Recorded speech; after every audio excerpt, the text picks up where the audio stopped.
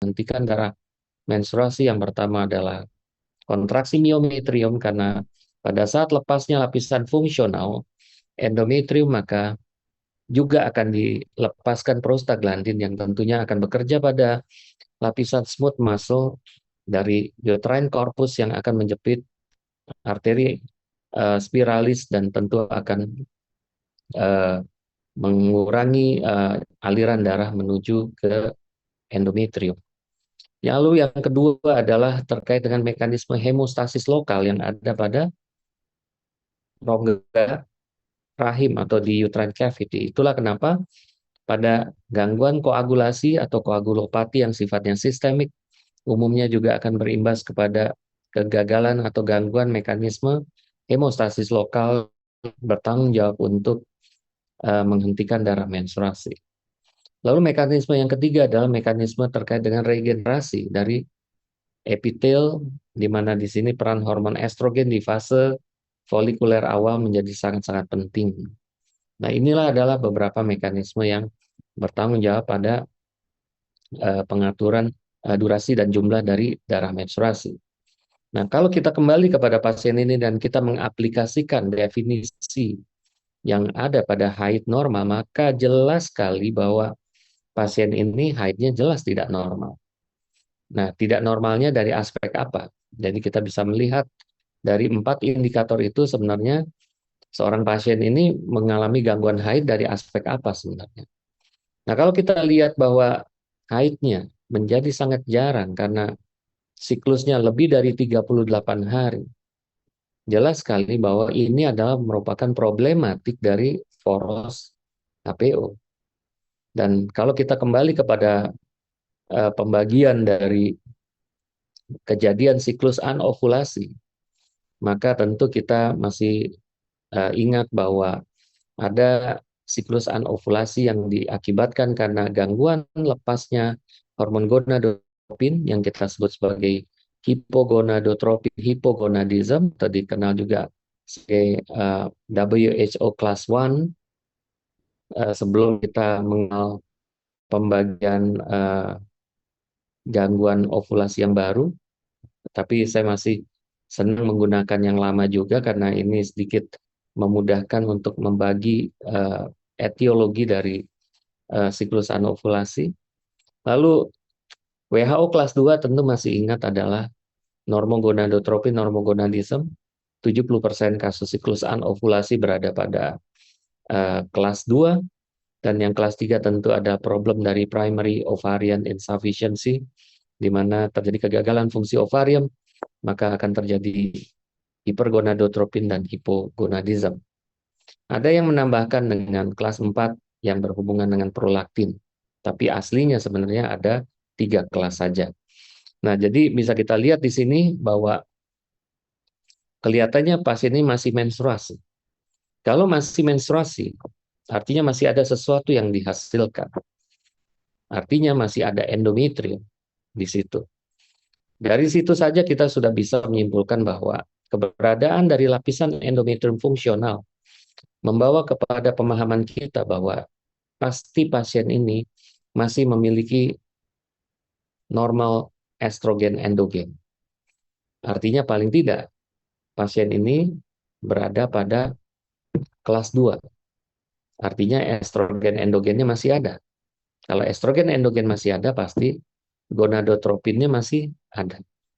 Nah, disinilah yang bisa kita baca dengan cepat apabila kita melihat atau mendengar keluhan-keluhan pasien, maka saat itu juga sebenarnya otak kita berusaha untuk mencoba menganalisis dengan cepat nih kira-kira problematiknya ada di mana. Nah, tentu saja kalau kita bicara tentang WHO kelas 2 atau normogonadotropin normogonadism, maka ekspektasi kita tentu adalah apa yang harus kita cari, kenapa terjadi sebuah masalah siklus anovulasi. Nah, dalam hal ini tentu kita kembali kepada fisiologi, apa yang disebut sebagai mekanisme regulasi menstrual cycle basis pada poros HPO. Maka tentu kembali kepada mekanisme pelepasan gonadotropin releasing hormone yang kita kenal dilepas dalam bentuk pulsatil, karena tentu bentuk pulsatil inilah yang meregulasi dua hormon sekaligus, yaitu FSH dan LH. Inilah keistimewaan dari gonadotropin releasing hormone, karena dengan hanya satu releasing hormone saja, maka dia dapat meregulasi dua hormon sekaligus dari pituitary anterior. Tidak dimiliki oleh sistem yang lain, karena kita tahu di pituitary anterior juga ada poros hipotalamus pituitary adrenal, poros hipotalamus pituitary dan thyroid, dan juga ada regulasi terkait dengan somatotropin atau growth hormone. Nah, jadi kita bisa lihat bahwa tidak ada mekanisme releasing hormone yang dilepaskan oleh maaf, yang dilepaskan oleh hipotalamus lalu kemudian berujung pada mekanisme regulasi dua hormon sekaligus. Ini hanya ada di hormon gonadotropin. Nah, kalau kita lihat secara fisiologi, bagaimana hormon gonadotropin ini dilepaskan, maka bisa kita lihat bahwa ada tahapan-tahapannya. Dan tentu ini mengacu kepada fisiologi dari folikulogenesis. Kita tahu bahwa di fase folikuler, mohon maaf ya, saya ambil minum dulu. Sorry.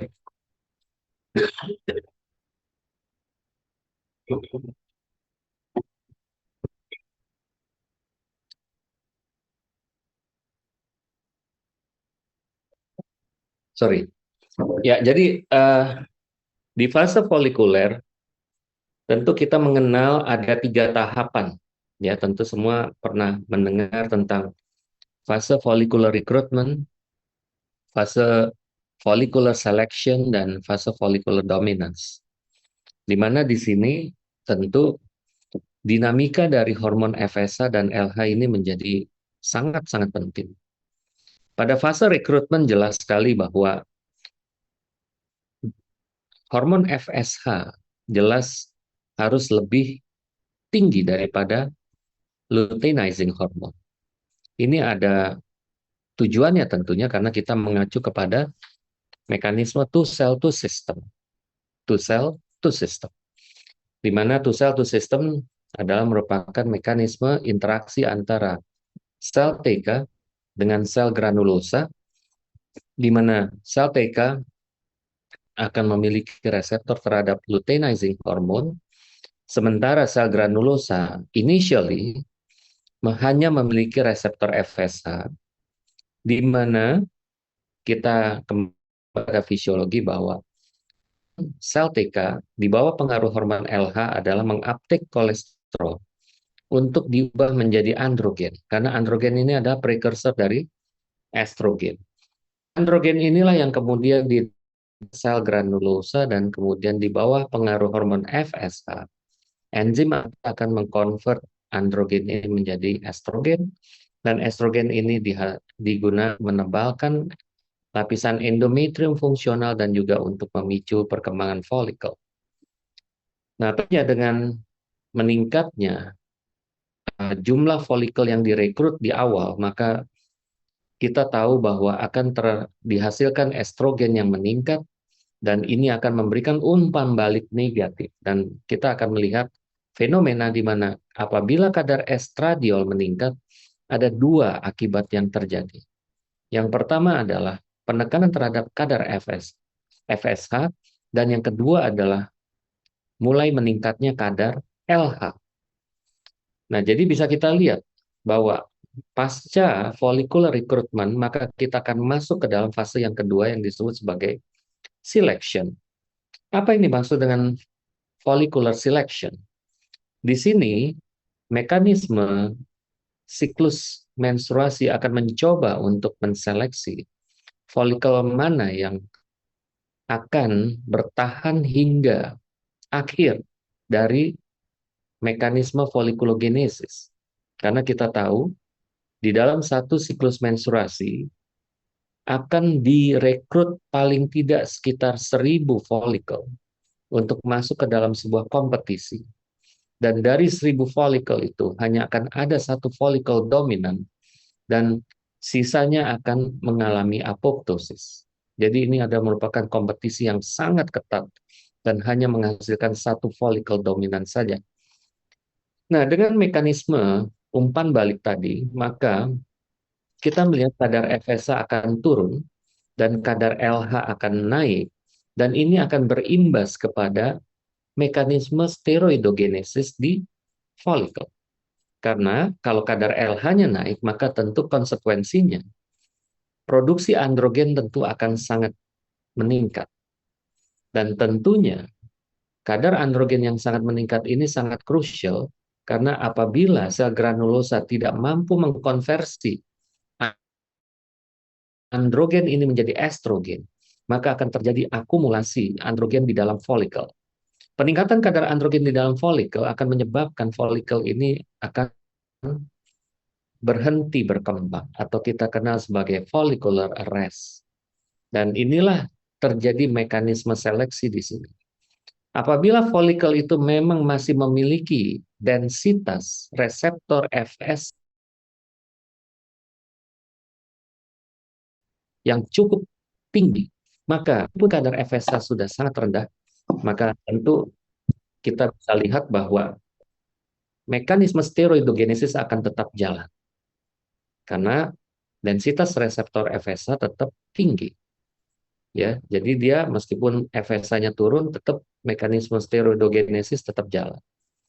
Sementara folikel yang densitas reseptor FSH-nya sangat minimal, maka dengan turunnya FSH ini menjadi sebuah katastrofik karena kemampuan dia untuk mengkonversi androgen menjadi estrogen menjadi sangat terbatas. Akan terjadi penumpukan androgen di dalam miliunya intrafolikuler dan folikelnya akan berhenti. Dan ini terus berlangsung sampai akhirnya terjadi folikel dominan. Nah, inilah yang tidak terjadi pada pasien ini. Dan kalau kita lihat, ya, ini adalah hormon yang umumnya ditunjukkan oleh kasus-kasus siklus anovulatoir, di mana bisa kita lihat di sini kadar FSH LH-nya kalau kita buat rasio LH FSH, maka mulai terjadi terbalik, di mana kadar LH-nya menjadi lebih dominan daripada FSH. Ini menunjukkan bahwa adanya LH yang lebih dominan menyebabkan androgen yang dihasilkan sel TK akan menjadi jauh lebih tinggi, sementara kadar FSH yang jauh di bawah LH akan menggambarkan kapabilitas kemampuan sel granulosa untuk mengkonversi androgen menjadi estrogen. Jelas dalam hal ini kita melihat bahwa akan terjadi akumulasi androgen pada tingkat folikel dan tentunya kita akan mendapatkan gambaran folikel-folikel yang kecil dan tentunya ini akan berakibat dengan siklus anovulatoir. Dan apa konsekuensi dari siklus anovulatoir? Maka tidak akan terbentuk korpus luteum, tidak akan dihasilkan progesteron. Dan kemudian kalau tidak ada progesteron dan tidak ada korpus luteum, maka jelas apalagi akan meregulasi haidnya. Karena haid akan menjadi reguler karena korpus luteum akan selalu berdegenerasi dalam kurun waktu 14 hari. Dan dengan degenerasinya korpus luteum maka akan terjadi sudden fall atau turunnya kadar hormon secara mendadak yang ini akan mengaktifasi sebuah reaksi berantai yang akan berujung kepada lepasnya lapisan fungsional endometrium. Nah, jadi bisa kita lihat akan terjadi kondisi unopposed estrogen. Kondisi unopposed estrogen, seperti kita ketahui tentu akan mengakibatkan endometrium akan mulai berproliferasi. Dan akibat estrogen yang terus-menerus memapar kepada endometrium, maka endometrium ini lama-lama akan terus menebal, sehingga mengakibatkan indeks proliferasi yang tinggi, dan ini tidak lagi dapat dikejar oleh vaskularisasi atau matriks yang memperkuat struktur jaringan, sehingga lama-lama ada bagian dari endometrium yang menjadi fragil. Lapisan endometrium yang fragil inilah yang dapat lepas dan kemudian muncul sebagai abnormal uterine bleeding. Jadi sebenarnya kalau kita lihat ada seorang perempuan yang tiap 3 atau 4 bulan keluar darahnya, sebenarnya ini bukan withdrawal bleeding, tapi ini adalah breakthrough bleeding. Breakthrough bleeding yang mana? Breakthrough bleeding yang terjadi akibat unopposed estrogen. Jadi ini adalah estrogen breakthrough bleeding. Nah, jadi jelas sekali pada kasus ini pasien ini mengalami siklus anovulasi. Tapi apakah semua siklus anovulasi harus dilabel dengan sindrom ovarium polikistik? Kalau di Jakarta, pasien-pasien yang datang dengan gangguan haid seperti ini biasanya udah banyak browsing di web, dan selalu mereka memiliki pemahaman bahwa kalau saya punya masalah seperti ini pasti problemnya adalah polycystic ovary syndrome. Nah, sebenarnya hal ini tidak bisa kita generalisir ya, karena sekali lagi polycystic ovary syndrome kalau kita lihat per definisi, jelas ini merupakan sebuah diagnostik yang sangat spesifik, di mana kita harus menyingkirkan berbagai kemungkinan yang lain yang bisa memicu terjadinya siklus anovulasi. Nah, jadi jangan terlampau mudah untuk melabel seorang pasien dengan gangguan menstruasi dengan polycystic ovary syndrome. Kalau buat saya sih, secara pribadi, kalau di praktek saya sih selalu bilang sama pasien, saya sih tidak terlampau peduli apakah pas ibu adalah penderita polycystic ovary syndrome atau tidak. Tapi yang penting buat saya adalah bagaimana mengadres masalah yang dialami. Ya, karena at the end of the day, kalau kita berhadapan dengan siklus anovulasi, tetap pasti tujuannya pasien itu pertama pasti apakah ingin haidnya kembali reguler atau sebaliknya dia ingin memiliki keturunan. Karena tentu konsekuensi dari eh, terjadinya polycystic ovary syndrome pasti adalah terjadinya gangguan menstruasi dan gangguan kesuburan. Nah, jadi kalau kita kembali kepada definisi polycystic ovary syndrome, tentu ini harus sangat hati-hati. Kalau pertama kita tentu harus lihat usia dari pasien, karena saya sangat mengencourage kalian untuk membuka kembali eh, guidelines terbaru dari polycystic ovary syndrome yang baru saja kemarin di Aspire di Adelaide dipublikasi, ya, karena ini adalah merupakan katakanlah hasil kerja yang terutama dari eh, Monash University, ya. Jadi tolong dilihat kembali alur cara berpikir dari menegakkan diagnosis dari polycystic ovary syndrome. Nah, jadi pertama kali tentu kita kalau ingin menelaah, ini sayangnya kita tidak mendapatkan gambaran ultrasonografinya, tapi saya tadi melihat ada deskripsi dari gambaran ultrasonografi. Tapi paling tidak jelas kita masih menggunakan paradigma yang lama dari definisi polycystic ovary syndrome, di mana kita mengenal ada 3 domain di situ, yaitu domain terkait dengan siklus anovulasi, lalu domain yang kedua adalah hyperandrogenism, baik secara klinis maupun biochemical.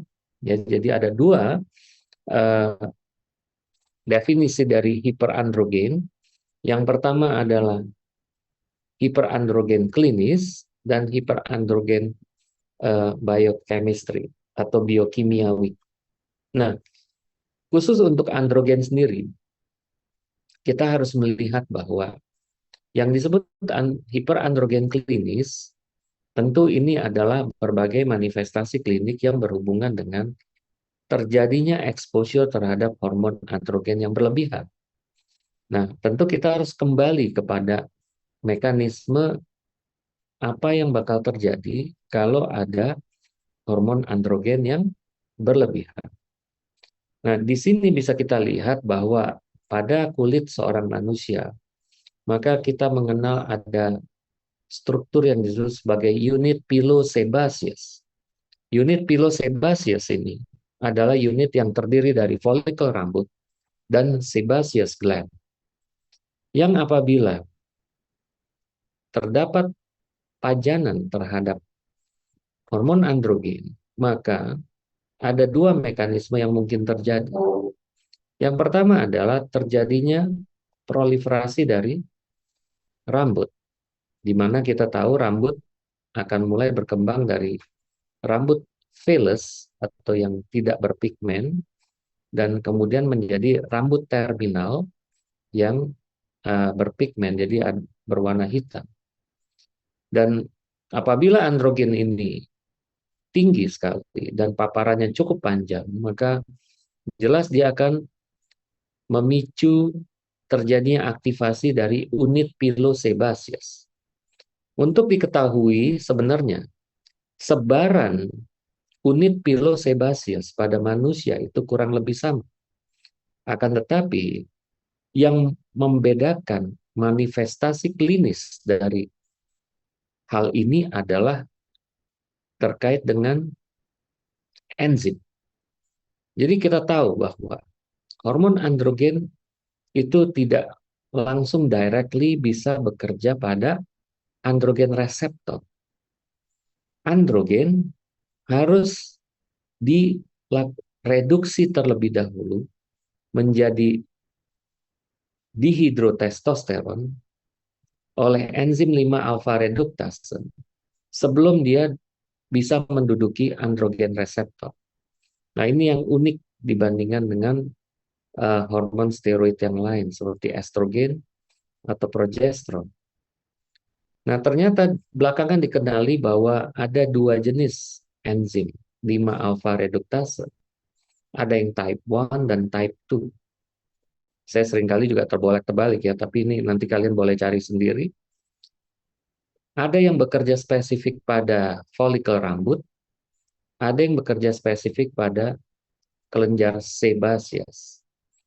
Oleh karena itu, kalau kita lihat secara ras, ya kalau kita bicara tentang hiperandrogenisme secara klinis, maka sebenarnya kita bisa melihat ada kemungkinan dua manifestasi, di mana manifestasi yang pertama adalah hirsutism, di mana bisa kita lihat dengan menggunakan patokan penilaian 9 permukaan tubuh, maka kita bisa mendapatkan skor Ferriman-Gallwey, di mana apabila skor Ferriman-Gallwey di atas 7, maka tentu kita bisa katakan ini adalah terkait dengan hirsutism. Akan tetapi, khususnya pada orang Asia, ternyata enzim yang bekerja untuk androgen ini bekerja pada folikel rambut tidak seaktif dibandingkan dengan ras yang ke arah Mediteran atau Timur Tengah ke atas, ke arah Caucasus.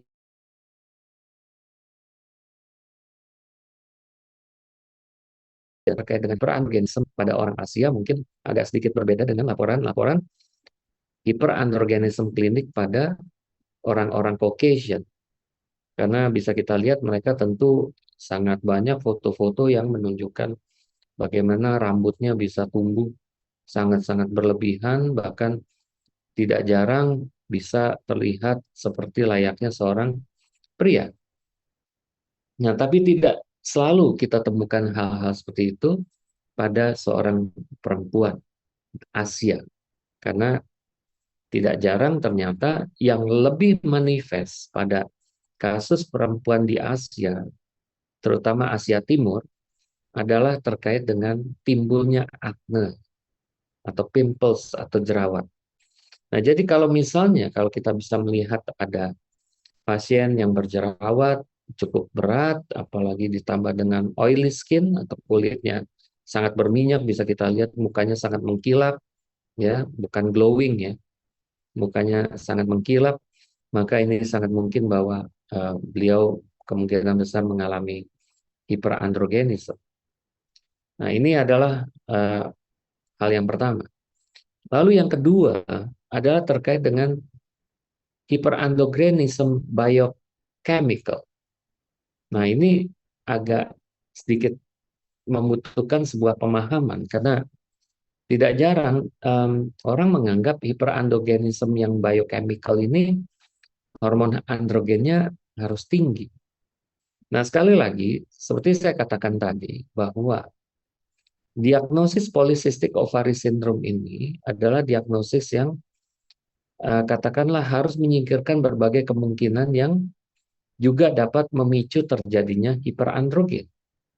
Kita ketahui bahwa kalau bicara hiperandrogen, maka artinya kita bicara terkait dengan bagaimana kadar androgen ini dihasilkan. Pada seorang perempuan, kadar androgen ini dihasilkan oleh dua eh, organ.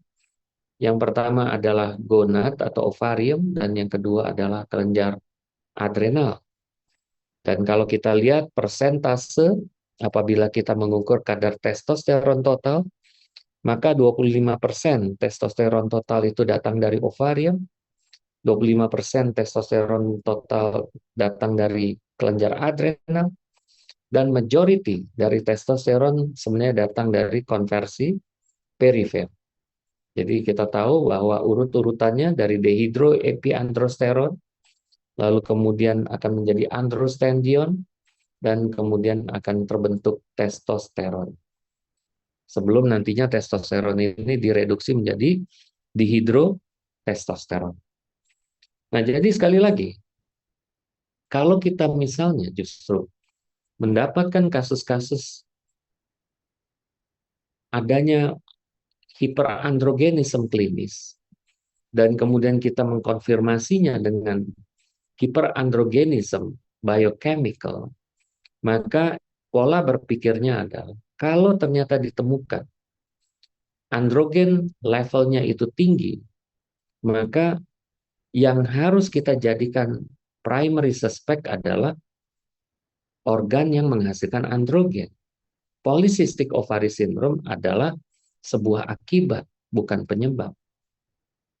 Ya, jadi karena androgen ini dihasilkan oleh organ-organ penghasil androgen, maka tentu kita melihat PCOS ini bukan sesuatu yang harus ditreat, tapi yang ditreat adalah yang menghasilkan androgen.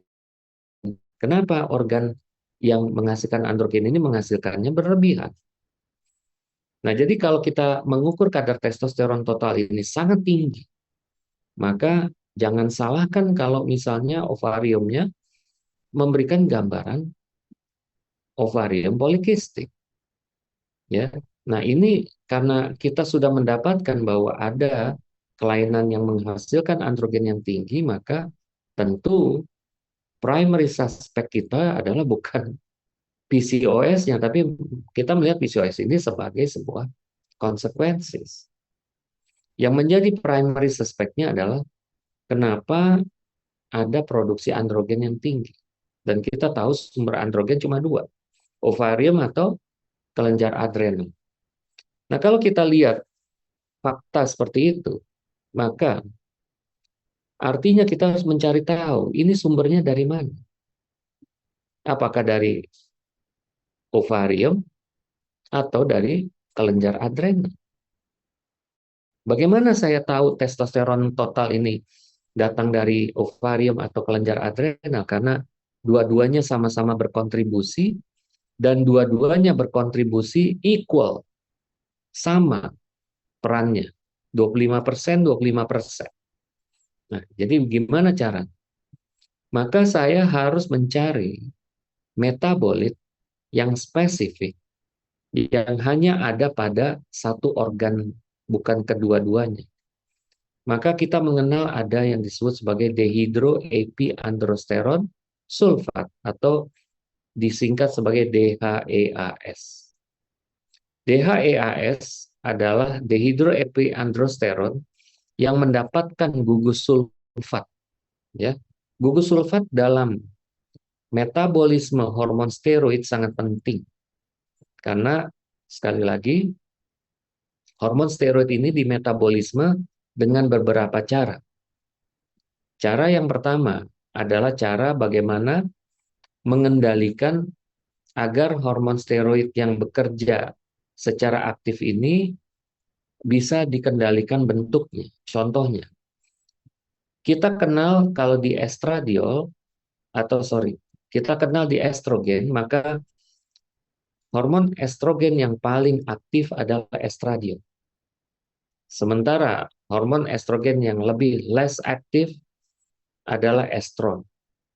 Nah, jadi tubuh mengendalikan mekanisme kerja hormon ini dengan melakukan regulasi berapa proporsi estradiol dibandingkan dengan estron dengan menggunakan enzim 17 beta hidroksisteroid dehidrogenase tipe 1 dan 2.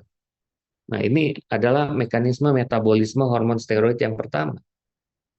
Ya, bagaimana dia mengendalikannya. Sama kalau di androgen juga, bagaimana androgen itu supaya tidak bekerja pada tidak bekerja pada reseptornya, maka androgen ini bisa terikat dengan protein carrier dan juga bisa dikendalikan aktivitas enzim 5-alfa reduktase. Jadi ini adalah mekanisme untuk mengendalikan hormon androgen. Karena kita tahu bahwa hampir 99% androgen pada tubuh perempuan ini terikat oleh protein carrier. Dan tentu saja dengan ikatan oleh protein carrier menyebabkan androgen ini tidak bisa bekerja pada reseptor. Bentuk bebas androgen pada tubuh perempuan adalah kurang lebih 1%. Jadi ini adalah fakta yang memberikan penjelasan pada kita bahwa tidak seenaknya saja hormon itu akan dihasilkan dan kemudian bekerja pada reseptornya. Tubuh memiliki peran dalam meregulasi seberapa kuat hormon ini akan bekerja dengan cara tadi melakukan metabolisme. Ya. Metabolisme hormon yang kedua yang juga merupakan metabolisme yang cukup penting adalah membuang hormon itu keluar. Dan karena ini adalah hormon steroid, maka hormon steroid ini kalau dibawa keluar tentu harus melewati sirkulasi. Dan sirkulasi ini tentu terisi oleh darah yang notabene adalah sebuah cairan. Nah, gimana caranya agar hormon steroid yang tidak larut di dalam air ini bisa terbawa oleh aliran? Maka tentu dia harus dikonjugasi dengan gugus yang menyebabkan terjadinya pelarutan hormon steroid itu di dalam sirkulasi. Ada dua gugus yang umumnya dikonjugasi pada hormon steroid agar mengakibatkan hormon steroid itu bisa larut di dalam air, yaitu gugus glukuronil ya dan gugus sulfat ya. Jadi makanya ada enzim glukuronil transferase, ada gugus sulfonil transferase. Ini adalah enzim yang penting dalam metabolisme hormon steroid. Nah, DHEAS atau dihydroepiandrosterone sulfat adalah salah satu metabolit dari hormon androgen yang sangat spesifik pada adrenal. Ya, sangat spesifik pada adrenal, tidak ditemukan pada ovarium. Jadi cara kita menentukan apakah kalau testosteron total ini tinggi, apakah produksi androgen yang tinggi ini datangnya dari ovarium atau dari kelenjar adrenal, maka kita cukup melakukan pemeriksaan DHEAS. Kalau pemeriksaan DHEAS ini menggambarkan kadar yang tinggi, jelas ini pasti kerjaannya adrenal. Maka dari sini bisa kita prediksi bahwa adrenal lah kelenjar yang bertanggung jawab terhadap produksi androgen. Sebaliknya kalau DHEAS-nya rendah, maka kita bisa melihat bahwa ini kemungkinan besar datang dari ovarium. Tadi pagi kita baru eh, berdiskusi kasus sulit bersama-sama dengan teman metabolik endokrin penyakit dalam. Jadi ada seorang perempuan yang initially datang dengan sindroma Cushing. Kita tahu semua sindroma Cushing adalah sindroma di mana kelenjar adrenal uh, sangat aktif melepaskan kortisol, juga kadang-kadang melepaskan aldosteron, dan pada kasus ini juga melepaskan androgen. Pasien juga sempat mengalami hirsutism karena dia menyatakan ada banyak tumbuh rambut-rambut, karena kita tahu di korteks dari kelenjar adrenal ada terdiri dari 3 lapisan ya, zona granulosa, lalu fasciculata dan reticularis yang masing-masing melepaskan kortisol, aldosteron dan hormon androgen. Nah, apabila aktivitas kelenjar adrenal ini aktif, maka bisa ketiga-tiganya bisa manifestasi. Lalu kemudian pasien ini kebetulan setelah diketahui ada tumor ternyata, jadi Cushing syndrome itu ternyata berasal dari ada tumor adrenal.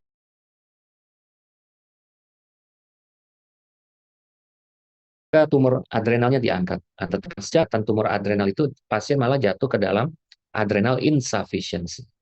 Kebetulan pasien ini memang dirawat oleh teman-teman sejawat penyakit dalam. Mereka akhirnya memberikan suplementasi pengganti hormon kortisol, dan kemudian pasien masih dalam keadaan yang relatif baik, akan tetapi ada isu juga terkait dengan problem fertility, karena pasien ini ingin punya anak juga. Nah, mereka menanyakan kepada kita bagaimana mentreat pasien ini agar bisa punya anak, ya, apakah kondisi adrenal insufficiency ini akan menjadi masalah apabila eh, tidak teratasi dengan baik, sehingga apakah ada dampaknya terhadap mekanisme prakonsepsi, atau apakah ada dampaknya pada fase post-konsepsi. Nah, ini adalah tadi diskusi kita tadi pagi terkait dengan pasien ini. Jadi bisa kita lihat di sini bahwa kalau orang datang dengan sindrom Cushing, lalu kemudian androgennya tinggi, lalu kita temukan bahwa pasien ini juga mengalami gangguan menstruasi, kita ultrasonografi ternyata ovariumnya memiliki gambaran ovarium polikistik, kita jangan menegakkan polycystic ovary syndrome pada pasien ini. Karena ada kelainan yang lain yang ditemukan yang menimbulkan kondisi polycystic ovary syndrome.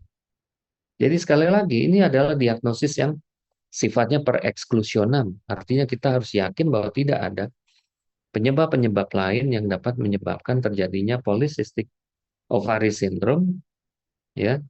Dan ini tentunya sangat penting karena artinya target kita bukan ngobatin ovariumnya, tapi pada kasus Cushing syndrome tentu kita ngobatin kelenjar adrenalnya tentu. Nah, ini adalah pemahaman yang sangat penting menurut saya kita pahami bersama, ya. Oke, baik. Apakah ada lagi faktor-faktor yang dapat mengakibatkan terjadinya hiperandrogen pada pasien ini? Kalau kita lihat di sini Ferryman Galloway score-nya tidak di ini kan ya, tidak disampaikan ya. Dan kita juga tidak melihat ada workup. Ya, mudah-mudahan pada pasien ini oke. Kalau tenor stage 5 ini memang lumayan ya, tapi agak eh, katakanlah kita nggak bisa hanya bilang tenor stage 5 karena eh, kalau lihat seperti ini nih hanya kita memeriksa 2 lapang permukaan ya. Karena kalau kita bicara Fairman Galloway, kalau bisa sih kita menggambarkan secara lengkap 9 area permukaan. ya, dan kita melaporkannya jangan seperti ini. Seperti Tanner 5, ada rambut pubis yang tumbuh mengarah ke umbilicus, karena kita memiliki standar dalam melaporkan terkait dengan hirsutism. Jadi nanti kalau kita ingin membuat laporan terkait dengan hal-hal seperti ini, jangan dideskripsi satu demi satu, tapi kita sampaikan saja kira-kira ini in total ini berapa skor Fermat Gallway-nya, sehingga kita tidak lagi apa istilahnya eh, ragu ini sebenarnya pasien ini boleh kita bilang hirsutism atau enggak nih sebenarnya. Nah, sebenarnya kalau kalian melihat bahwa pasien ini memang ada kecurigaan hirsutism, tidak ada salahnya sebenarnya melakukan pemeriksaan hormon androgen. Karena kalau kita lihat eh, prolaktin malah menjadi hormon yang diperiksa. Kami di sini sekarang sangat selektif dalam memeriksakan hormon prolaktin karena berdasarkan evidence, pemeriksaan prolaktin hanya worth it untuk dilakukan kalau pertama ada memang gambaran hiperprolaktinemia. Kita tahu gambaran hiperprolaktinemia, kita tahu mekanisme kerja hormon prolaktin ada di kelenjar asiner untuk menghasilkan air susu. Nah, ini tentu kita kembali kepada mekanisme hiperprolaktinemia, di mana di sini ada gejala dari siapa?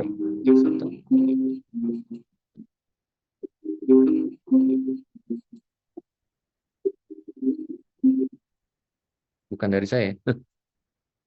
Ada bunyi telepon. Oke, baik. Kita lanjutkan. Jadi kalau kita lihat hiperprolaktin, maka tentu kita lebih selektif dalam memeriksa prolaktin. Jadi kita sekarang hanya memeriksa prolaktin sekiranya ada gejala-gejala galaktore dengan siklus anovulasi, ya.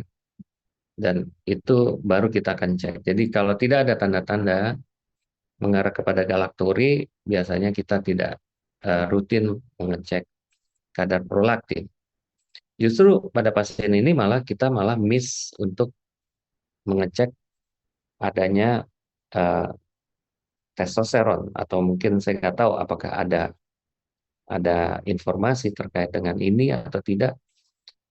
Karena sekali lagi hati-hati dalam melakukan pemeriksaan kadar testosteron pada kasus seperti ini. Saya pengen tanya pendapat kalian, misalnya katakanlah Fermat Gallway score ini pasien ini ternyata di atas 7, tapi kadar testosteronnya normal. Kira-kira ada penjelasannya nggak? Ada yang mungkin mau kasih pendapat?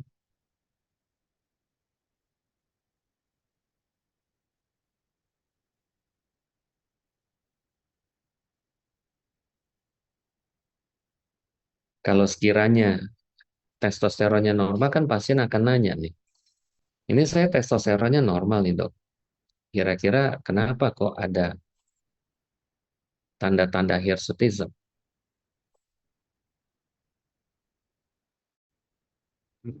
Karena penurunan kadar SHBG mungkin nggak dok?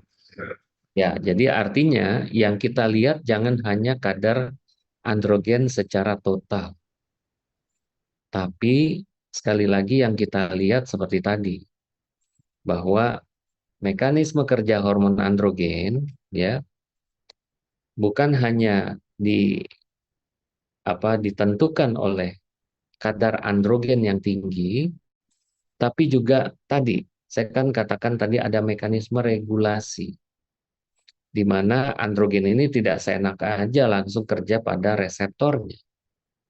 Akan tetapi bisa kita lihat di sini bahwa free androgen sangat penting. Apa yang disebut sebagai free androgen? Androgen yang tidak terikat dengan protein carrier. Ya, tadi saya katakan bahwa free androgen pada seorang perempuan ini kisarannya adalah 1%. Ya. Nah, jadi bisa kita lihat di sini kalau ternyata protein carrier-nya ini turun, maka tentunya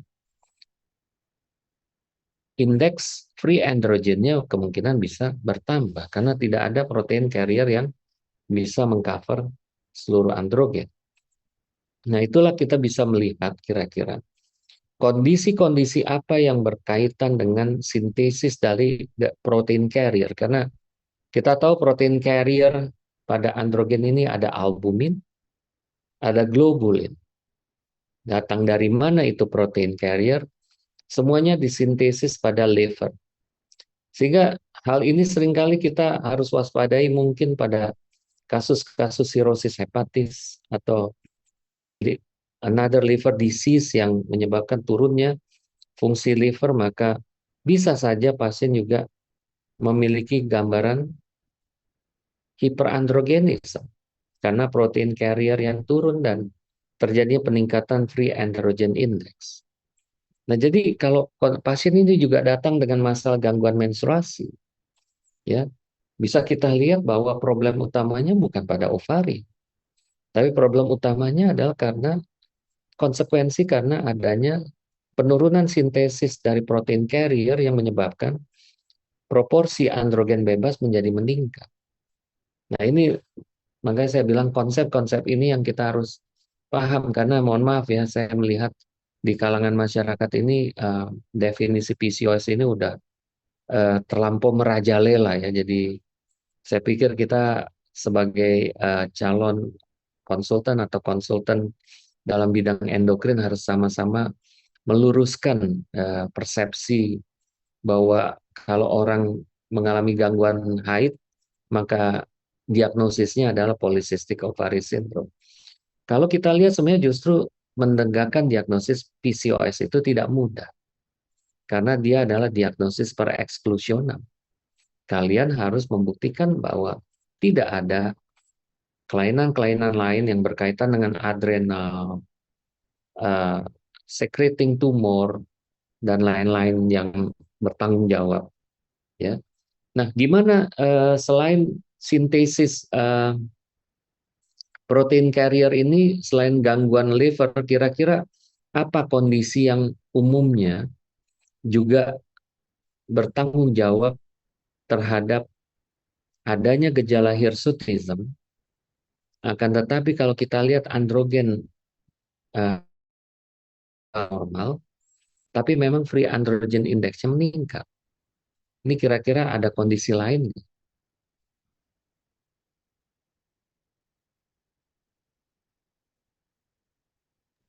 Maaf dok, putus-putus dok.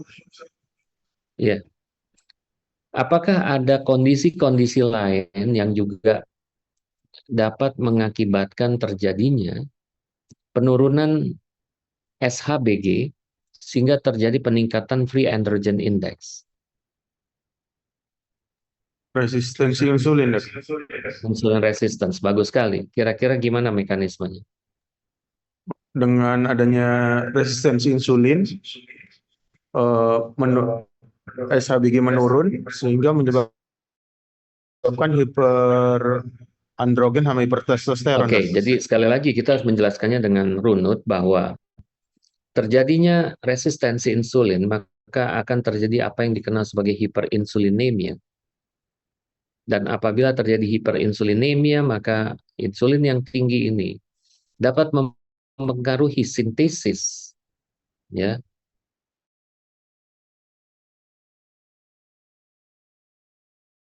protein carrier pada liver. Jadi dalam hal ini, kalau kita melihat bahwa hirsutismnya terjadi akibat adanya peningkatan free androgen index dan bukan diakibatkan karena kadar androgen yang meningkat, maka tentu kita harus menilai faktor-faktor tadi. Maka saya biasanya akan coba cek bagaimana kadar albumin, globulin, liver function test, lalu kemudian fungsi ginjal, dan tentu saja juga adalah tadi insulin resistance. Dan juga tidak jarang sebenarnya fungsi tiroid juga harus dilihat sebenarnya. Ya, ini kalau kita mau berbicara komprehensif. Jadi makanya saya bilang PCOS itu tidak bukan barang yang sederhana sebenarnya, tapi dia bisa sangkut mengkait dengan mekanisme metabolisme hormon yang lain. Nah, oke, kita coba fokus dulu dengan kondisi resistensi insulin. Boleh saya dijelaskan kira-kira apa yang dimaksud dengan resistensi insulin sebenarnya?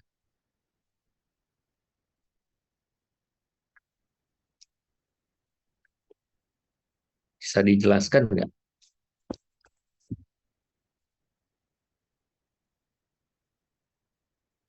Jadi insulin adalah sebuah hormon yang bertanggung jawab untuk menguptake glukosa. Dan insulin ini bekerja sebagai sebuah anak kunci untuk membuka pintu agar glukosa itu bisa masuk ke dalam seluler. Ya, jadi istilahnya lock and key.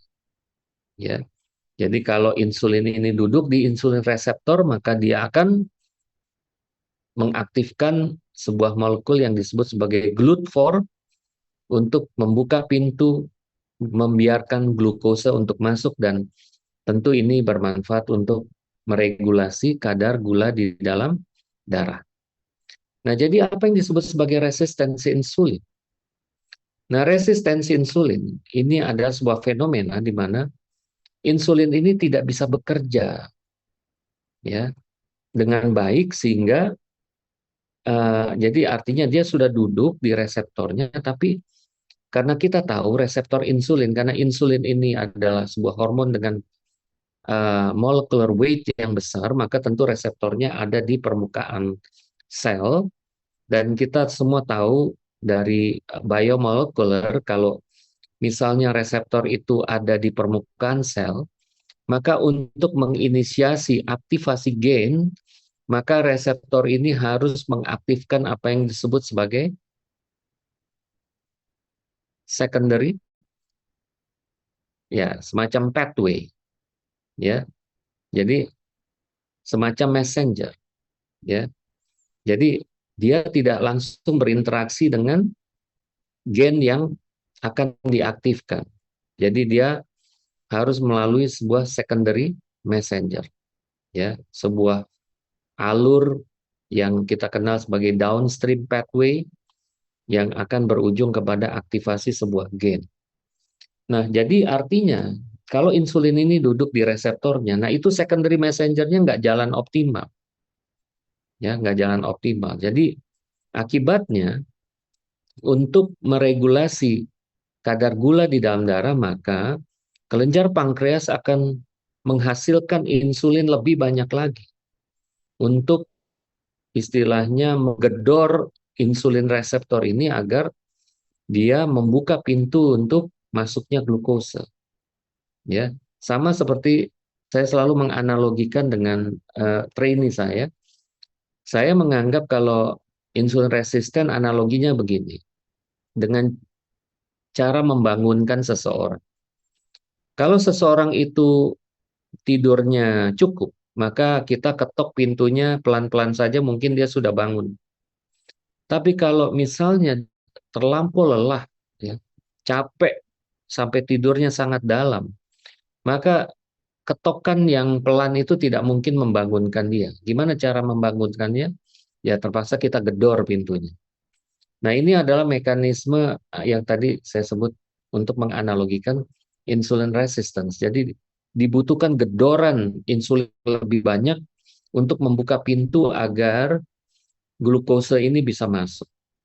Konsekuensinya ada beberapa, ya. Ada yang bisa menjelaskan konsekuensi dari meningkatnya insulin di dalam darah sehingga akibat resistensi insulin.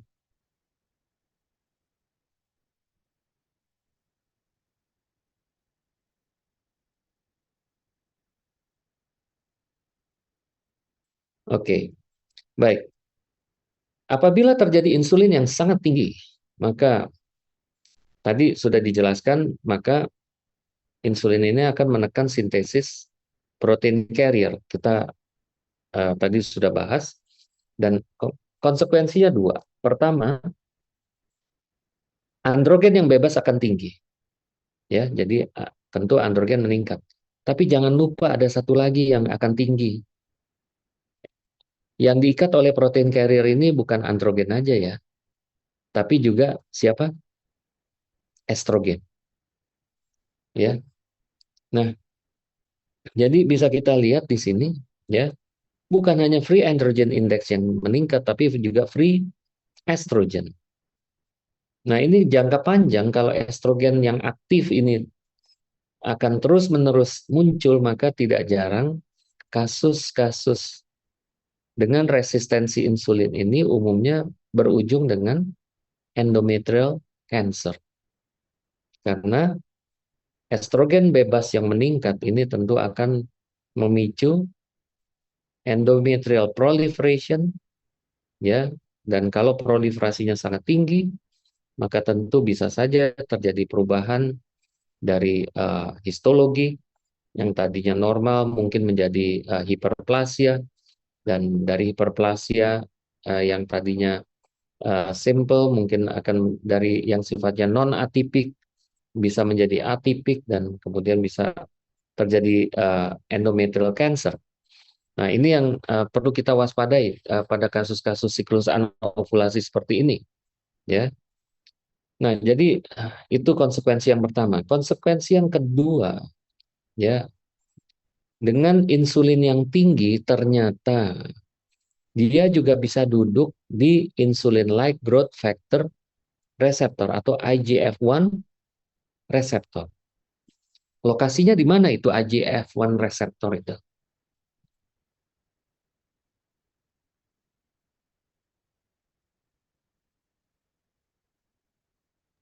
Pada, Ovarium, ya, sorry, ovarium, di mana? di ovarium, Bisa lebih spesifik di follicle di mananya? TK. Pada sel TK. Dan lihat posisi IGF-1 reseptor itu ada di sel TK, dan di sel TK kita tadi sudah mengulas bahwa sel TK ini akan bertanggung jawab untuk menguptake kolesterol dan mengubahnya menjadi androgen. Ya, jadi bisa dibayangkan kalau hiperinsulin yang duduk di reseptor IGF-1 di sel TK bukan hanya hormon IGF-1, tapi juga insulin yang banyak, maka aktivitas sel TK akan semakin tinggi. Dan inilah yang bertanggung jawab terhadap terjadinya produksi androgen yang banyak pada sel TK dalam kondisi resistensi insulin. Dan bukan itu saja, kembali kepada gangguan sintesis protein, ternyata hormon IGF-1 juga dikendalikan dengan diikatnya IGF-1 dengan apa yang dikenal sebagai IGF-1 binding protein atau IGF-BP. Jadi IGF itu hanya bisa duduk di IGF reseptor kalau dia tidak dalam kondisi terikat dengan IGF binding protein. Nah, sekarang bisa kita lihat hiperinsulin menekan sintesis albumin, globulin, dan juga IGF binding protein. Jadi IGF-1 yang dalam keadaan bebas juga tinggi. Nah, udah IGF-1 dalam kondisi bebas tinggi, terjadi pula hiperinsulin. Jadi bisa dibayangkan sel TK akan menghasilkan hormon androgen yang tinggi. Nah, inilah kata kunci kenapa kita kok kalau ngobatin kasus-kasus siklus anovulasi dengan resistensi insulin kok banyak menggunakan pendekatan memperbaiki resistensi insulin, ya.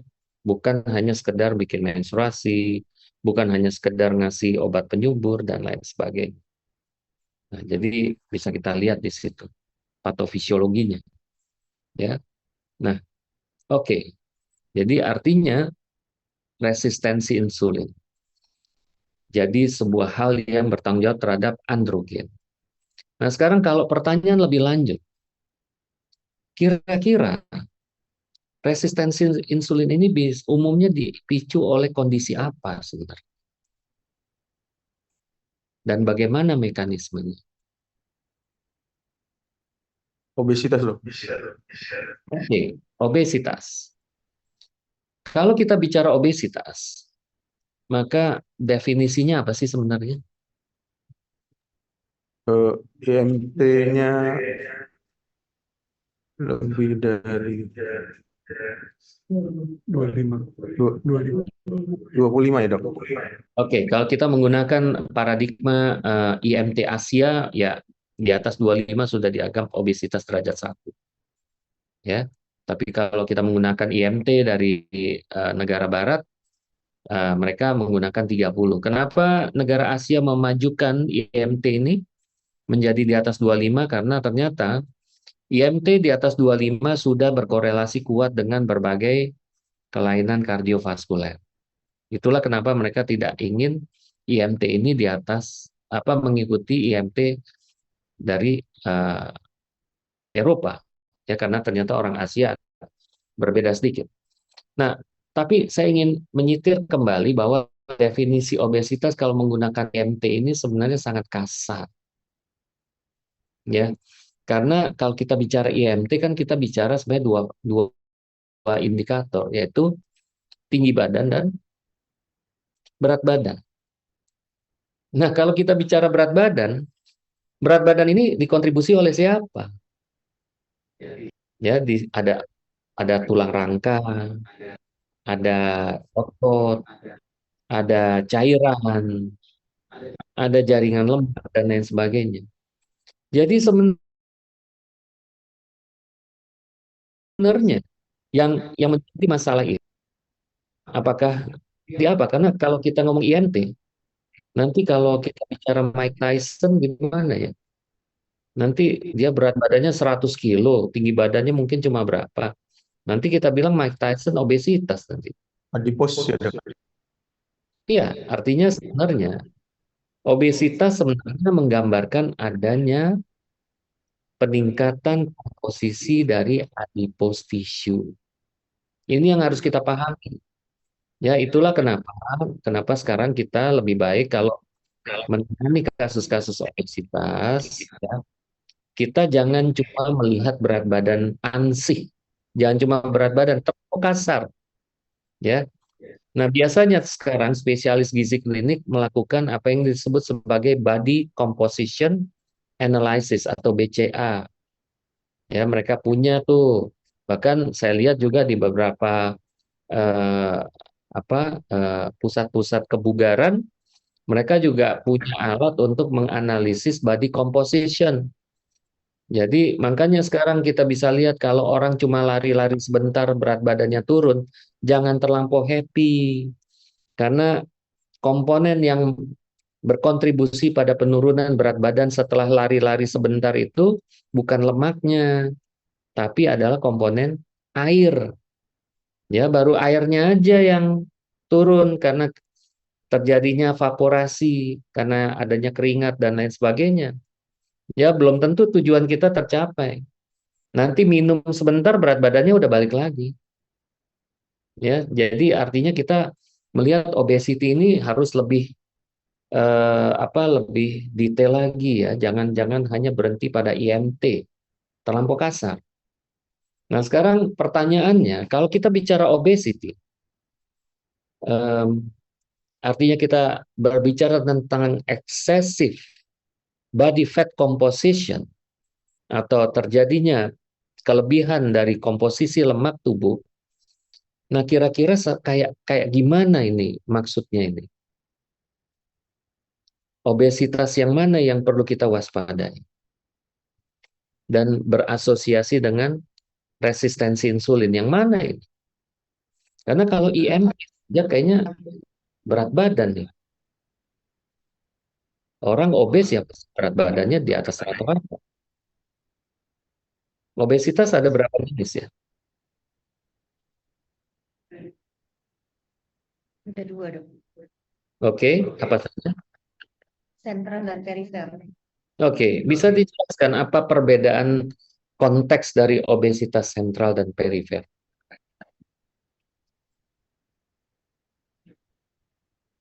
Kalau sentral Sorry. Kalau sentral, Lingkar tiga. kalau perifer,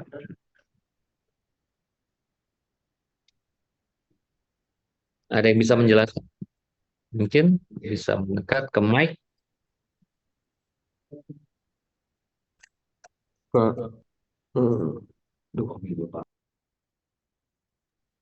kalau obesitas sentral dia Mhm.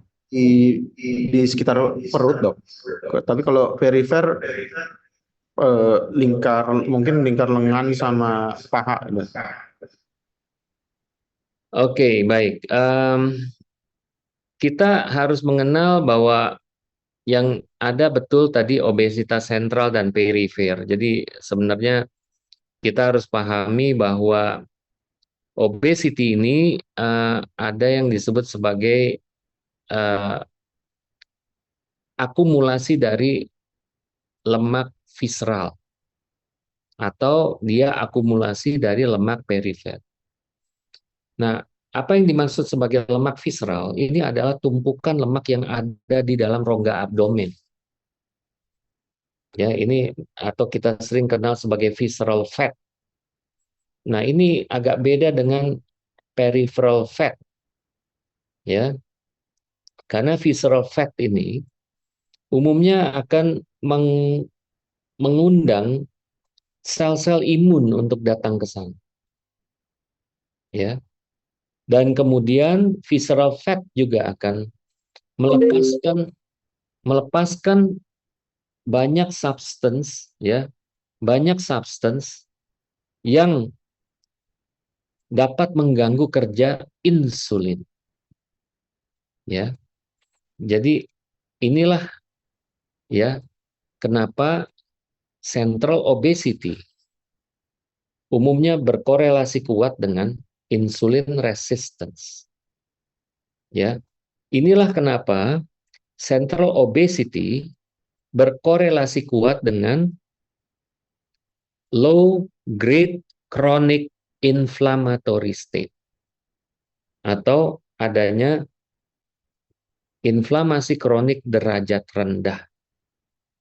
Nah, kalau kita kumpulkan itu semua menjadi sebuah sindroma di mana ada penumpukan lemak visceral yang memicu terjadinya obesitas, diikuti dengan peningkatan lingkar perut, lalu kemudian terjadi resistensi insulin yang tidak jarang ini merupakan sebuah pre-diabetic condition dan tidak jarang bisa sampai pada diabetes. Lalu kemudian dia ada memicu ada low grade chronic inflammatory state, maka tentu kita mengenal ada sebuah kondisi yang dikenal sebagai metabolic syndrome. Masih ingat metabolic syndrome? Metabolic syndrome adalah sebuah kumpulan gejala yang terdiri dari hipertensi, insulin resistance, adanya hiperkolesterolemia, adanya mikroalbuminuria, adanya low grade chronic inflammatory state. Ya. Nah, ini adalah kondisi yang sangat perlu kita waspadai pada kasus-kasus dengan gangguan ovulasi. Dan biasanya kita kenali kasus-kasus central obesity dengan melihat katakanlah tampilan dari pasien. Karena umumnya pasien akan menunjukkan tampilan seperti layaknya buah apel, ya, di mana tentu kita bisa bayangkan buah apel itu ya bunder, ya. Jadi kalau obesitasnya itu bentuknya bunder, maka ini pasti adalah sebuah apple shape obesity yang kita kenal juga sebagai central obesity, dan biasanya visceral fat tadi akan melepaskan cytokines yang akan memicu terjadinya low grade chronic inflammatory state, dan karena cytokine ini berasal dari jaringan lemak maka sering disebut juga sebagai adipokines, ya. Lalu kemudian visceral fat ini juga melepaskan banyak substance yang dapat mengganggu kerja hormon insulin seperti resistin, apelin, lalu RBP4 atau retinol binding protein 4, Ya, ini juga merupakan substance yang dapat mengganggu kerja hormon insulin. Nah, jadi artinya kalau kita sudah mendapatkan kondisi insulin resistance, maka tentu jawabannya bukan sekedar memberikan insulin sensitizing agent, akan tetapi seharusnya kita harus berusaha keras untuk mengurangi visceral fat. Nah, ini makanya perlu kerjasama pada kasus-kasus seperti ini dengan spesialis gizi klinik dan tidak jarang juga dengan dokter-dokter dari kedokteran olahraga untuk merancang istilahnya kira-kira exercise atau katakanlah pola makan yang baik untuk pasien ini agar targetnya bukan turun berat badan saja, tapi yang turun itu adalah visceral fat-nya. Nah, ini yang kita sekarang harus sangat detail dalam uh, menangani kasus-kasus seperti ini. Jadi bukan cuma sekedar ya turunkan berat badan, ya gimana caranya dan apa targetnya? Karena tidak jarang ada pasien yang cukup kritis untuk itu, ya, karena tidak mudah untuk menurunkan berat badan. Jadi dia harus tahu nih kira-kira kenapa dia harus menurunkan berat badan. Baik, nggak terasa nih udah 14.20. Saya mungkin mohon maaf saya masih ada acara sekitar pukul 15. Saya minta izin 14.30. Eh, saya mungkin di segmen terakhir dari diskusi kita mungkin ingin membahas pertanyaan-pertanyaan yang kalian ajukan tadi.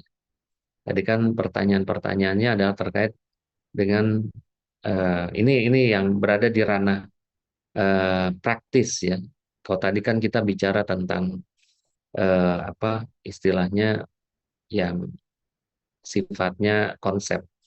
Nah, sekarang penanganan praktis ya. Oke, diskusi. Bagaimana solusi infertility pada pasien ini ya? Saya pikir kalau saya ditanya apa eh,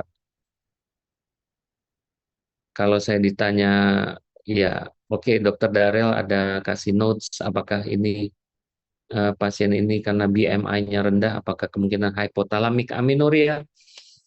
Oke, kalau menurut saya, kalau central amenorrhea kemungkinan kecil karena kalau kita lihat kadar estradiolnya masih normal ya.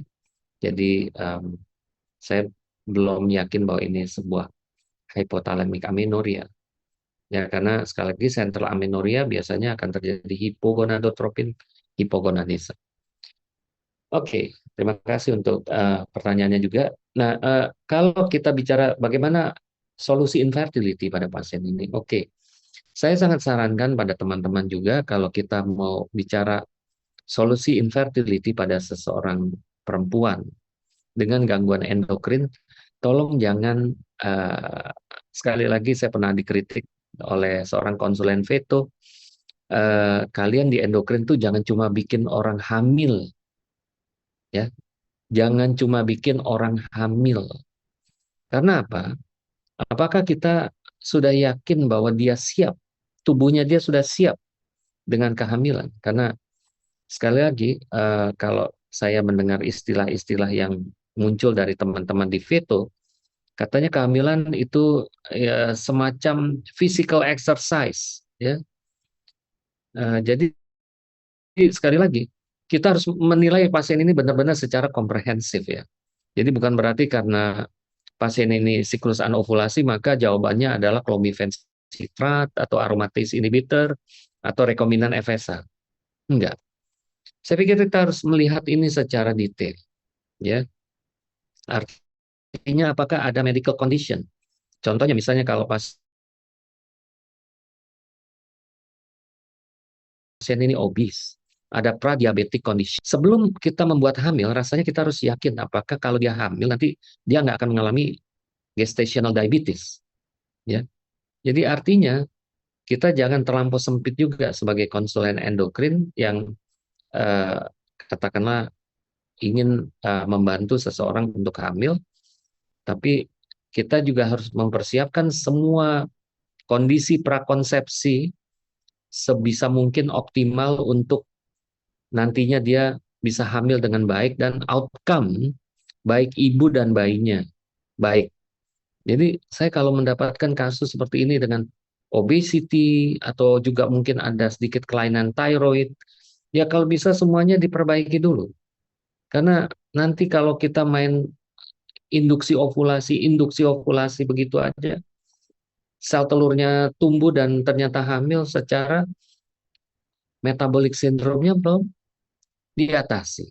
Thyroidnya belum diatasi. Tapi udah keburu hamil. Nah ini juga menurut saya bukan sesuatu hal yang bijak. Jadi nggak usah terburu-buru untuk membuat seseorang hamil, tapi kita jelaskan pada pasien ini bahwa inilah penanganan yang sifatnya komprehensif. Kita bukan dokter khusus untuk membuat orang hamil, tapi kita adalah dokter yang bisa melihat pasien lebih lebih lengkap, lebih komplit, sehingga kita mempersiapkan dia untuk hamil dengan baik.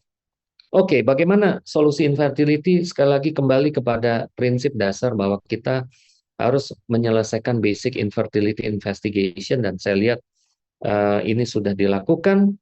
Uh, Kalau kita lihat TMSC ini masih di bawah 40 juta. Kalau kita lihat total spermnya 32, 56. Kalau lihat sih ini sebenarnya harusnya sih normal-normal aja ya. Jadi artinya normosospermia.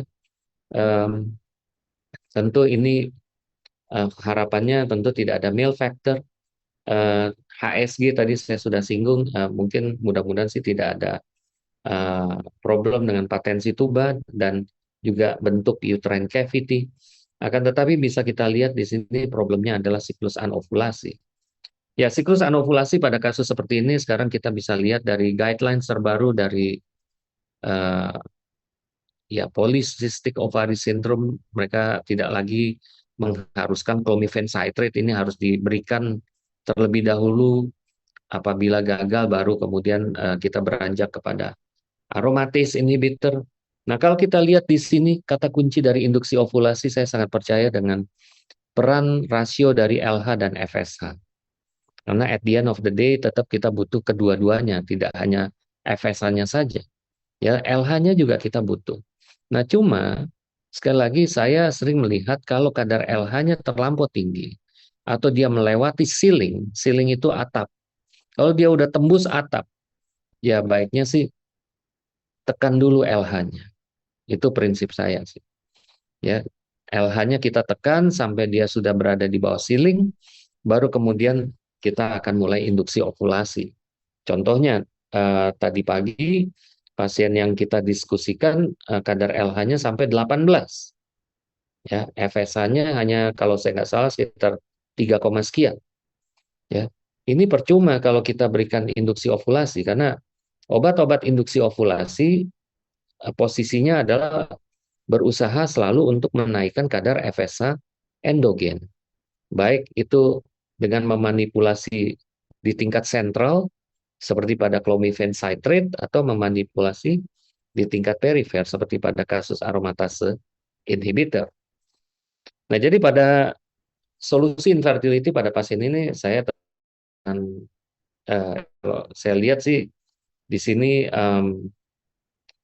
LH-nya masih di bawah ceiling karena masih di bawah 7, tentu saya akan coba, saya sih direct akan memberikan aromatase inhibitor. Tapi sekali lagi, tadi saya sudah sampaikan, saya belum tahu banyak terkait dengan apakah ada potensi gangguan metabolik lainnya pada pasien ini. Kalau saya sih akan saya lengkapi dulu sebelum saya masuk ke dalam mekanisme induksi ovulasi. Karena tadi prinsip saya adalah saya ingin membuat pasien ini hamil secara ini. Oke, ada pertanyaan terkait bagaimana menekan LH yang tinggi. Oke, tentu kita bisa menggunakan prinsip down regulation. Prinsip down regulation bisa menggunakan prinsip negatif feedback, ya, atau menggunakan prinsip supresi. Ya, kalau kita mau menggunakan prinsip negatif feedback, ini yang paling gampang karena kita cukup menggunakan pil KB kombinasi. Karena kalau kita menggunakan pil KB kombinasi, maka tentu kita akan menekan kadar FSH dan LH, dan kita bisa monitor ya selama penggunaan pil KB kombinasi. Kalau kadar LH sudah relatif baik, ya Ini tentu sudah bisa kita gunakan untuk pemberian induksi ovulasi. Ya, ada juga yang menginginkan down regulation, bisa juga dilakukan misalnya dengan menggunakan obat-obat seperti GnRH agonis, ya, itu bisa juga dilakukan. Tapi biasanya settingannya tentu lebih kepada IVF.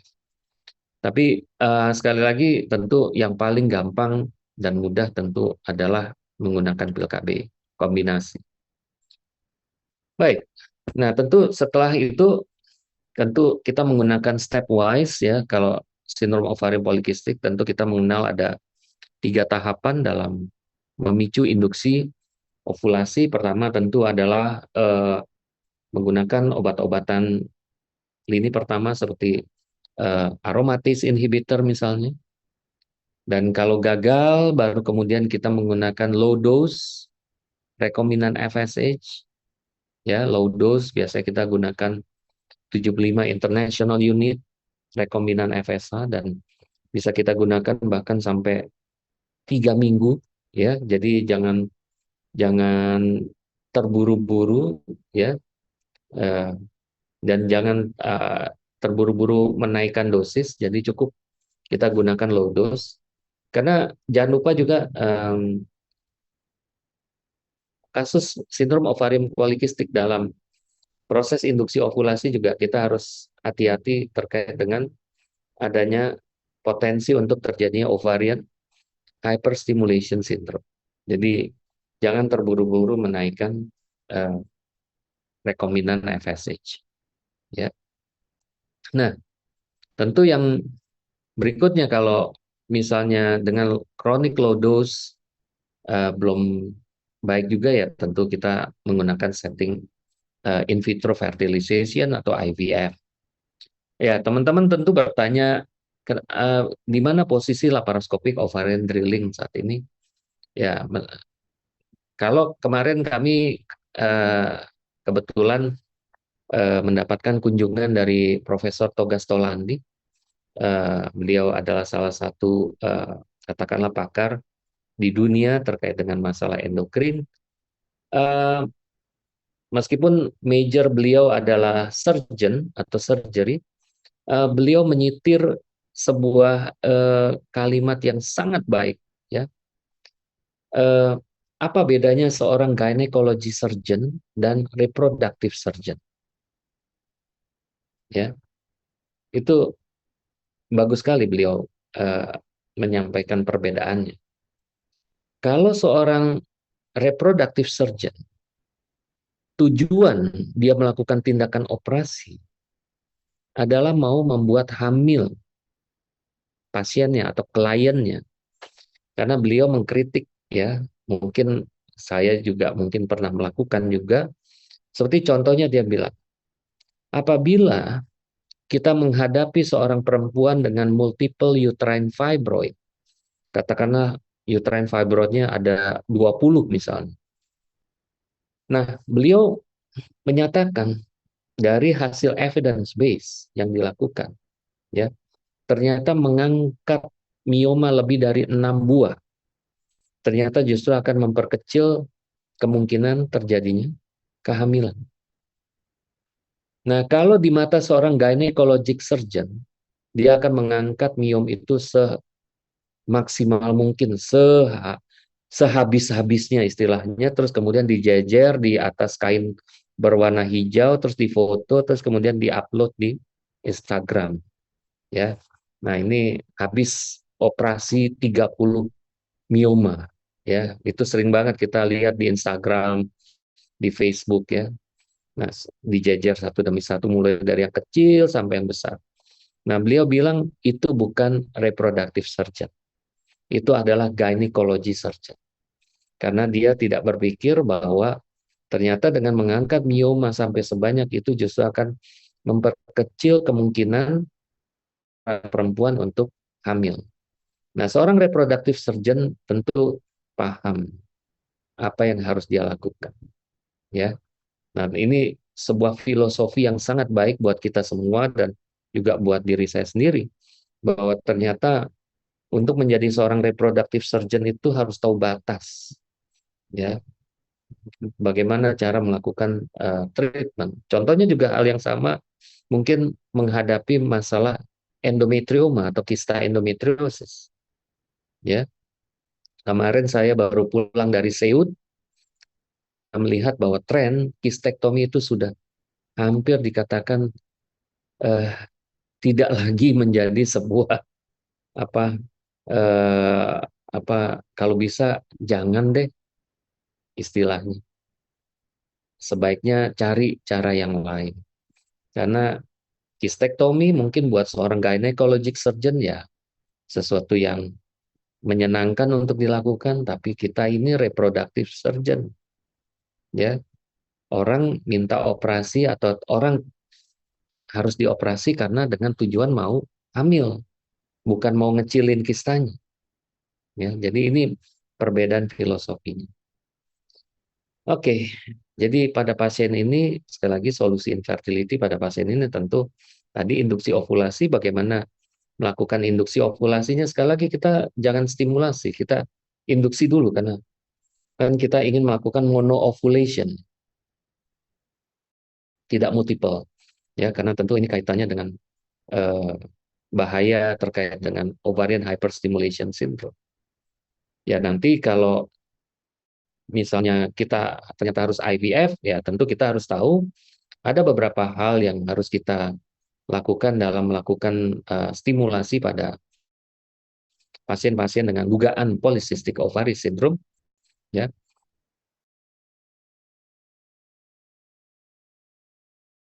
Salah satu pembicara yang waktu itu pernah di UR Fitri, kalau nggak salah dari Jerman itu, yang membawakan tentang pentingnya LH. Ternyata kita udah kegeeran ya kasus-kasus PCOS ini, apakah masih butuh LH atau enggak ya. Ternyata hasil penelitian dia ternyata beberapa orang masih butuh, terutama kalau memang ada poor ovarian response. Ya, tadinya kan kita pikir harusnya gambaran polycystic ovary kan asosiasinya lebih kepada hyper responder, bukan poor responder kan harusnya. Nah, tapi ternyata ada beberapa kasus seperti itu. Ya, kita nggak bisa menyamaratakan. Oke, terakhir bagaimana regulasi menstruasi? Ya, ini tentu yang umumnya paling mudah. Ya, pada kasus seperti ini, karena usianya masih muda, ya, tentu saya kalau melakukan regulasi menstruasi pada pasien ini, saya lebih prefer untuk menggunakan pil KB kombinasi. Kenapa sih harus pil KB kombinasi? Karena dibandingkan dengan progestin siklik, artinya menggunakan progestin on and off, saya lebih memilih pil KB kombinasi karena dengan menggunakan pil KB kombinasi saya bisa bukan hanya sekedar melakukan regulasi haid, tapi juga untuk mendapatkan apa yang disebut sebagai beyond contraceptive effect. Ya, contohnya apa? Tadi, misalnya kadar LH FSH rasio tinggi. Saya akan mendapatkan supresi, efek supresi dengan menggunakan pil KB kombinasi daripada memberikan progestin. Jadi saya lebih prefer itu karena apalagi pasien ini tujuannya mau punya anak. Jadi saya pasti berikan aja pil KB kombinasi untuk meregulasi haidnya dan juga untuk menekan LH-nya dan FSH-nya kalau memang dibutuhkan. Ya. Yang kedua adalah saya ingin agar kalau saya memberikan pil KB kombinasi, maka ada komponen estrogen di sini. Ada komponen ethinyl estradiol di sini. Apa sih advantage dari menggunakan ethinyl estradiol pada pil KB kombinasi? Ternyata adalah bisa meningkatkan sintesis SHBG. Ya. Jadi pil KB kombinasi itu meningkatkan sintesis SHBG. Jadi artinya di sini bisa kita lihat bahwa problem dari hiperandrogenisme bisa diselesaikan dengan penggunaan pil KB kombinasi. Apalagi kalau ditambah misalnya kalau pasien ini juga ada gejala hiperandrogenisme, saya akan pilih pil KB kombinasi dengan komponen progestin yang bersifat anti-androgen. Ya kan? Karena kan progestin ini kan Sekarang di pil KB itu kan ada 3 turunan yang berasal dari turunan 19 nortestosteron, yang berasal dari turunan 17 hidroksiprogesteron, dan yang berasal dari spironolakton. Nah, kalau saya mendapatkan kasus sindrom ovarium polikistik dengan tanda-tanda hiperandrogenisme, maka tentu saya akan pilih pil KB yang komponen progestinnya punya efek anti-androgen, seperti contohnya siproteron asetat. Ya, siapa yang nggak kenal siproteron asetat sebagai sebuah substance yang bersifat anti-androgen, ya, secara kompetitif pada androgen reseptor. Ya, atau kita bisa menggunakan juga drospirenone, ya, meskipun efek anti-androgennya tidak sekuat siproteron asetat. Nah, jadi dalam hal ini saya punya banyak keuntungan, ya. Kalau saya menghadapi kasus hiperandrogen, pil KB itu pertama lihat bisa memperbaiki kondisi hiperandrogennya melalui 3 cara. Cara yang pertama adalah menekan LH, ya, dengan melakukan down regulation pada gonadotropin. Maka dia bisa menekan produksi androgen yang berasal dari jalur gonad, ya, yang berasal dari ovarium. Ini mekanisme yang pertama. Mekanisme yang kedua, dia bisa mengatasi hiperandrogen dengan cara meningkatkan sintesis SHBG, sehingga dia bisa menekan free androgen index. Mekanisme yang ketiga adalah kita dapat memilih pil KB kombinasi yang dapat bekerja kompetitif pada reseptor androgen, sehingga kita bisa menekan androgenic effect. Nah, jadi hal seperti ini menurut saya sangat menguntungkan. Saya akan lebih memilih pil kontrasepsi atau pil KB kombinasi sebagai untuk melakukan regulasi daripada memberikan norepinephrine secara on and off. Demikian. Oke, sekiranya ada pertanyaan. Oke, di sini ada pertanyaan yang phenotype-nya lean. Apakah sama terapinya dengan yang obesity? Kita coba jawab yang itu dulu, ya. Baik, tentu saja sindrom ovarium polikistik ini kalau kita lihat berdasarkan patogenesis, nggak harus orangnya obes. Nggak harus orangnya obes. Orang yang lean pun bisa mengalami sindrom ovarium polikistik. Ya, sekali lagi kalau saya lihat kata konsep ya dari sindrom ovarium polikistik ini adalah adanya hiperandrogen. Artinya adanya androgen yang berlebihan pada ovarium yang menyebabkan terjadinya gangguan folikulogenesis. Roy Homburg di dalam bukunya telah membagi patogenesis PCOS ini menjadi 4. Ya. Yang pertama adalah terkait dengan adanya hipersekresi LH. Nah, ini sebuah fenomena yang terus terang nggak mudah untuk menjawabnya kenapa ada hipersekresi LH. Karena tadi di awal dari diskusi ini saya udah bilang bahwa ada otonomisasi dari bentuk pulsatilitas GNRH yang akan mengendalikan pola pelepasan FSH dan LH. Ya, kita tahu bahwa pada fase folikuler maka jelas amplitudo jauh lebih kecil tapi frekuensi menjadi lebih sering. Nah, ini akan lebih favor menghasilkan LH daripada FSH. Pada fase sekretori, pola pulsatilitas GNRH itu lebih tinggi amplitudonya tapi frekuensinya lebih jarang. Ini adalah pola pulsatilitas yang lebih favor untuk melepaskan FSH. Nah, siapa yang mengendalikan itu? Waduh, terlampau sulit, ya, karena di situ ada banyak neurotransmitter seperti katakanlah norepinefrin, terus kemudian dopamin dan lain-lain, ya. Kemungkinan juga serotonin. Ini tidak mudah untuk menganalisisnya sehingga kita bisa menjelaskan tentang fenomena hipersekresi LH. Mohon maaf. Mekanisme kedua yang yang dianggap bertanggung jawab untuk terjadinya polycystic ovary adalah di tingkat ovarium, di mana dikatakan enzim-enzim yang bertanggung jawab untuk mengarahkan sintesis androgen. Kita tahu steroidogenesis ada 5 pathway.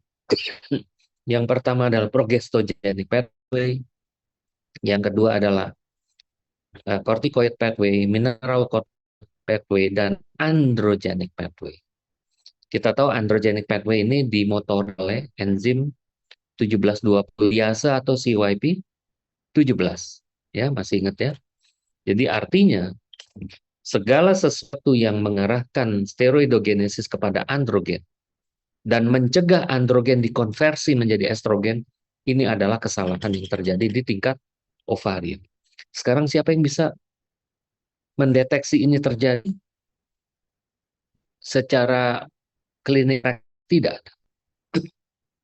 Mereka menemukan bukti ini di laboratorium penelitian, bukan di bukan di daily practice. Ya. Sorry. Ini adalah mekanisme yang kedua yang menjelaskan kenapa androgen bisa meningkat. Mekanisme yang ketiga adalah terkait dengan produksi androgen dari adrenal. Nah, meskipun banyak orang yang mempertanyakan, emang produksi androgen di adrenal bisa mempengaruhi situasi di ovarium? Ya, ini terbukti dengan sebuah penelitian yang di mana mereka mengkombinasi antara obat-obat induksi ovulasi dengan memberikan obat-obat kortikosteroid. Mereka combine. Karena pemberian obat-obat kortikosteroid itu diharapkan dapat menekan produksi androgen dari kelenjar adrenal, sehingga tidak mengganggu folikulogenesis. Ini mekanisme yang ketiga. Mekanisme keempat yang tadi saya sampaikan yaitu insulin resistance. Nah, ini adalah 4 hal yang kita harus tahu. Nah, itulah kenapa saya tidak terlampau terganggu, mau itu obese atau lean, saya tetap akan mencari tadi dari keempat mekanisme itu kemungkinan apa yang bisa kita temukan. Ya, apakah ini kaitannya dengan hipersekresi LH, atau ini kaitannya dengan produksi androgen yang berlebihan, atau ini lebih terkait dengan metabolik. 30% dari kasus lean PCOS ternyata juga memiliki insulin resistance. Jadi artinya tidak ada sesuatu yang aneh tentang itu karena ini sudah ditemukan secara ilmiah. Jadi kita nggak usah khawatir mau dia lean, mau itu obese. Sekali lagi selalu kembali pada patofisiologi dari polycystic ovary. Untuk ada pertanyaan berikutnya, untuk pil KB kombinasi, apakah jangka waktu pemberiannya perlu kita monitor kadar FSH dan LH? Tergantung. Jadi sekali lagi apa tujuannya?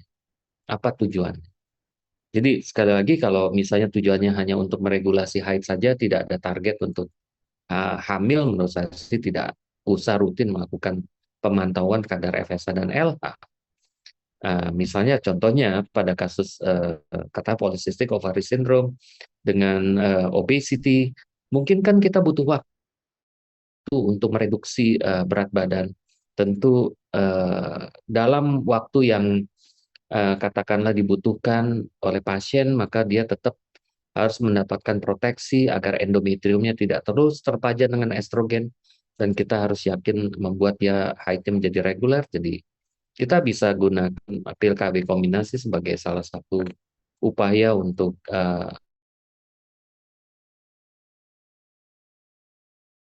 katakanlah memberikan waktu untuk menurunkan berat badannya sebelum nantinya kita lepas. Setelah dia mencapai target, kan dikatakan target penurunan berat badan minimal adalah kurang lebih 5%.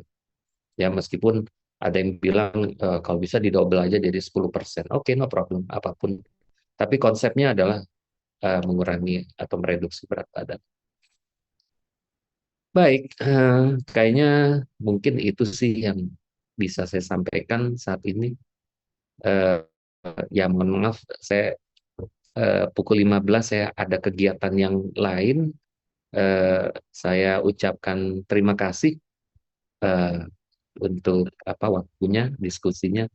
Nanti sekiranya ya, hal-hal yang ingin kita buat lagi, nanti silakan. Kami yang terima kasih. Kami yang terima kasih dok atas waktu dokter dok. Ya, sama-sama. Ya, tentu saya juga. Ya, buat exercise saya juga. Oke, kalau tidak ada lagi, saya mohon pamit. Terima kasih. Salam untuk teman-teman di sana. Terima kasih Terima dok. kasih, dokter. Oke. Ya, mari. Ya, Assalamualaikum. Dok. Waalaikumsalam warahmatullahi wabarakatuh. Terima kasih dok.